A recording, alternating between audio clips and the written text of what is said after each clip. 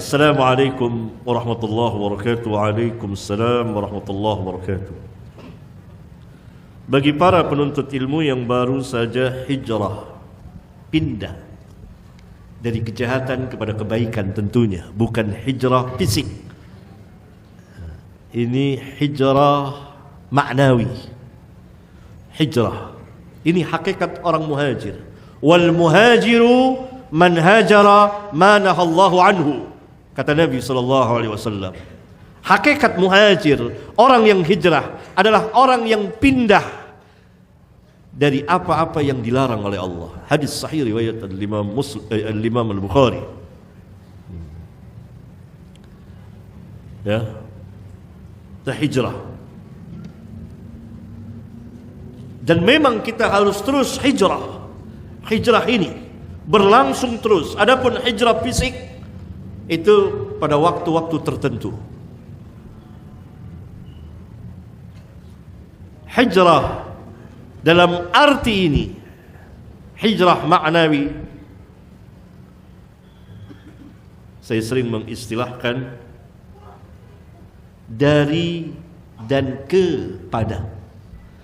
Dari syirik kepada tauhid. Hijrah ke tauhid. Dari bid'ah kemana? Ke sunnah. Bukan sunat ya, sunnah. Dari yang haram kepada yang batil. Dari yang haram kepada yang halal. Dari syar, dari kejahatan kepada khair, kebaikan. Dari kebatilan kepada hidayah. Dari berada di firqah sesat menuju pada firqah an-najiyah. Dan begitu seterusnya. Hijrah sepanjang hayat kita, dari dan ke. Dalam bahasa Arab, ila, min dan ila. Min ila, min asy-syirki ila tauhid, min asy-syarri ila al-khair, dan seterusnya. Ilmu dan amalan apa yang paling benar untuk mendapat rahmat Allah Ta'ala? Seluruh ilmu Allah rahmati. Seluruh amal yang disyariatkan dirahmati. Perhatikan hadis Nabi yang mulia alaihi salatu wassalam. Ini dalam rangka menjawab bahwa kebaikan dirahmati oleh Allah Tabaraka wa Ta'ala, yang berasal dari Allah, yang Allah syariatkan melalui lisan Nabi yang mulia alaihi salatu wassalam. Dalam hadis sahih riwayat Imam Muslim, man shalla alayya salatan sallallahu alaihi biha ashran, barang siapa yang berselawat kepadaku satu kali selawat saja, satu kali selawat, niscaya Allah akan berselawat kepadanya 10 kali. Maknanya Allah memberikan rahmat, memberikan kebaikan kepadanya. Sekarang saya jawab, ilmu apa? Ilmu manhaj dan akidah. Manhaj itu cara sikap kita beragama, metode di dalam memahami dan mengamalkan serta mendakwakan agama ini. Harus ada manhaj, harus ada cara. Itu manhaj, dan itu asas. Dan manhaj ini luas sekali. Manhaj ilmiah kaum salaf di dalam bab ilmu. Tidak boleh seorang pun berbicara tanpa ilmu. Kalau ada di dalam Islam orang yang tidak berilmu dan dia berbicara tanpa ilmu, maka dibuka aibnya, dijelaskan. Bayin, kata ulama, bayin. Karena manhaj salaf terhadap ilmu sangat ketat sekali. Dan di kitab ini saya jelaskan nanti ketika saya berbicara tentang penjagaan dan pemeliharaan Allah Tabaraka wa Ta'ala terhadap Al-Quran dan Sunnah. Siapa saja di dalam Islam yang tidak thiqah di dalam riwayat hadis, di dalam ilmu, kemudian dia tampil sebagai ustadz, menyamar sebagai ahli ilmu, maka diterangkan, dibuka auratnya, dan itu bukan ghibah, asalkan oleh orang yang ahlinya. Coba buka halaman 228, kitab yang sedang kita bahas ini.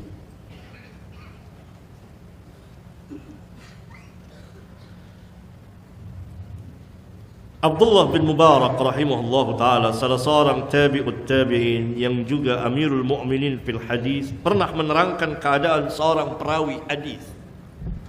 Dan beliau mengatakan bahwa perawi itu pembohong, yakni pasti riwayatnya palsu. Kemudian ada seorang laki-laki yang menegur beliau, "Wahai Abu Abdurrahman, kamu telah berbuat ghibah." Ibnu Mubarak menjawab, "Uskut, diam kau." Langsung dikatakan, "Uskut, diam. Idza lam nubayyin kaifa yu'raful haqqu minal batil." Diam. Disuruh diam.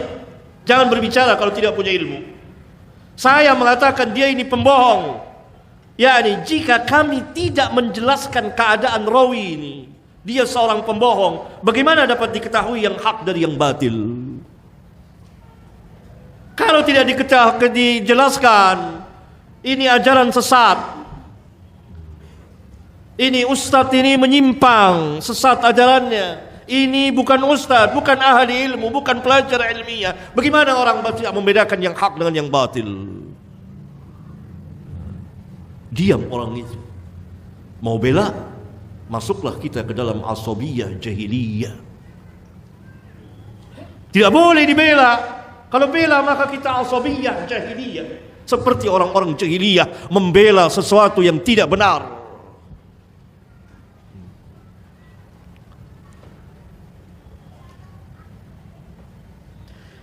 Bukan hanya Abdullah bin Mubarak, lihat lagi, Imam Ahmad pun pernah ditanya oleh seseorang, oleh Muhammad bin Bundar, "Wahai Abu Abdullah, sungguh sangat memberatkanku untuk mengatakan bahwa si fulan itu adalah seorang pembohong." Maka Imam Ahmad menjawab seperti jawaban Abdullah bin Mubarak, "Idza sakatta anta wa sakattu ana." Jika engkau diam dan aku pun diam,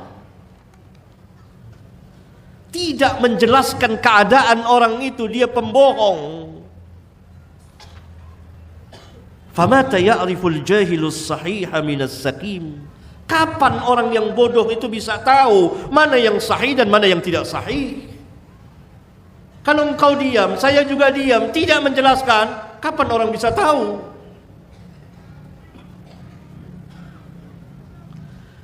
Kemudian imam yang lain, lihat ini banyak, Imam Ibnu Ulayyah menjelaskan tentang keadaan rawi ini dhaif, ini begini dan gini.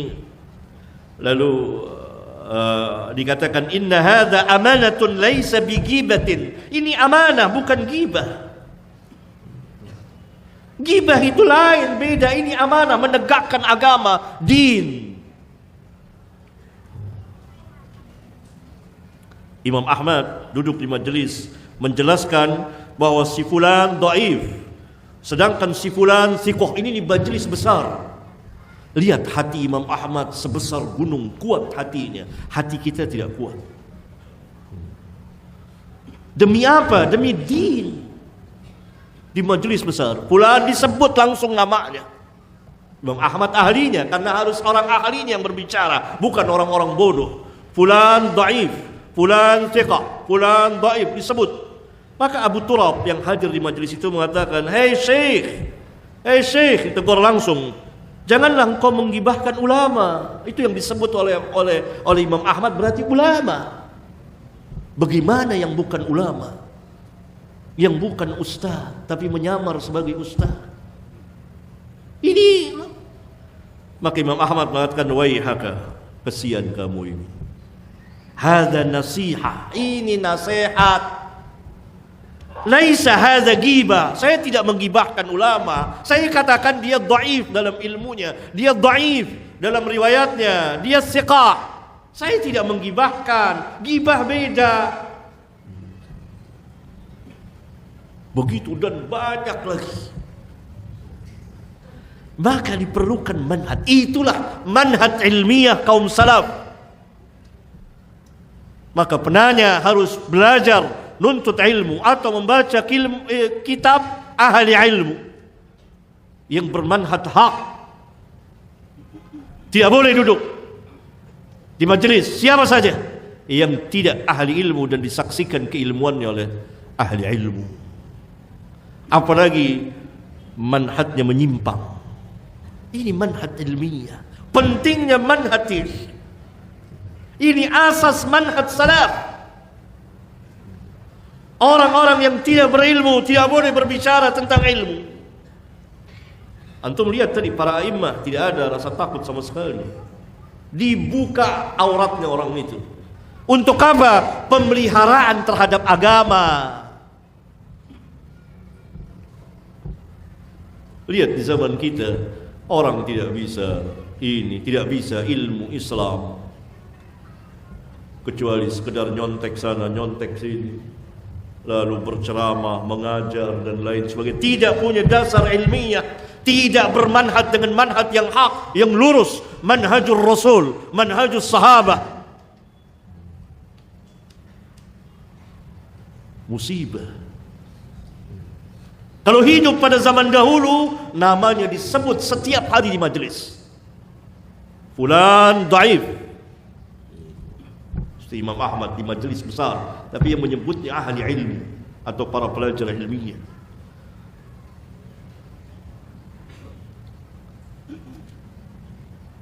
Sampai salah seorang pernah mohon-mohon disampaikan, udah jangan usah sebut nama saya ini. Nama si fulan enggak usah disebut. Kata ulama itu, ya saya pikir-pikir dulu. Saya pikir enggak bisa, ini agama harus saya sebut. Gitu. Itu benar. Ini ilmu. Kemudian baca kitab-kitab akidah as-sahihah dan menerapkannya dan beramal apa yang Allah wajibkan dan seterusnya. Begitu.